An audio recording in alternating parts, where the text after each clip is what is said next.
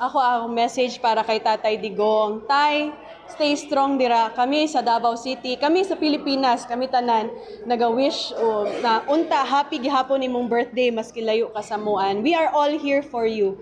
So stay strong. We will fight for you. So my message for Tatay Digong is stay strong lang, Mr. President, Tatay Digong. Kita nimo na diri sa Davao City and all over the Philippines and all over the world, daghan nagsuporta gihapon ug daghan gihapon ang nagmahal sa imuha, Tatay Digong. Ako medyo nasakitan gid ko sa nasakit gid sa dili lang sa kuwaw kung dili sa mga miyembro po sa City Council na makit-an na inganang gibuhat nila sa imuha. I still remember na bago lang namatay akong amahan si former Councilor Louie Villafuerte. Even with limited time, busy kaya atong former president. At that time, I think Mayor siya to.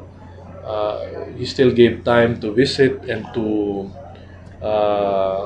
you know, to grieve with us, among pamilya. And dito po ko gi-encourage ni Pierre RD na once mahuman akong inahan, basin ako ang mabuli sa yaha. That was way back in 2015. And he also encouraged me na mag-law school. Kay parehas kay BP Sara, respiratory therapy man iyang respiratory therapy ang iyang nahuman, ako physical therapy. I can still proceed to law if I want to. Ano siya, para daw mas dali ang ako ang pagtrabaho as a city councilor. I'm still very young right now. I'm still 28. So maybe I'll decide to take up law sama sa giingon ni Tatay Digong. So kato lang, stay strong lang Tatay Digong, and dili man happy ang birthday niya. But I hope ginapakita sa imuha, pwede sa cellphone or sa TV, unsa ang support sa imuha sa mga Pilipino.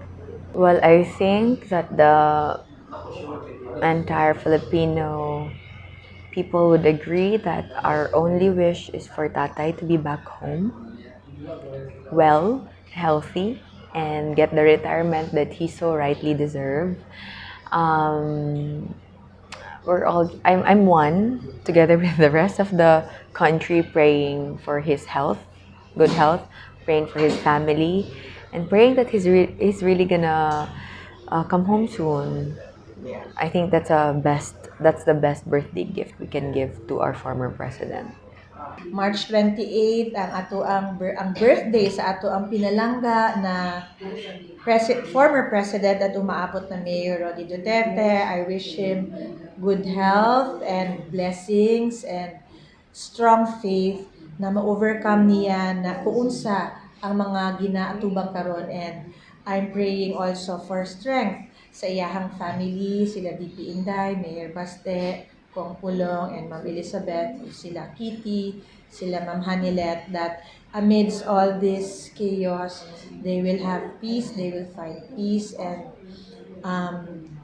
everything. Subay sa giingon ni Tatay Digong, no, a day of reckoning will come. And I can't wait to be a part of that, and I can't wait to bear witness to that day.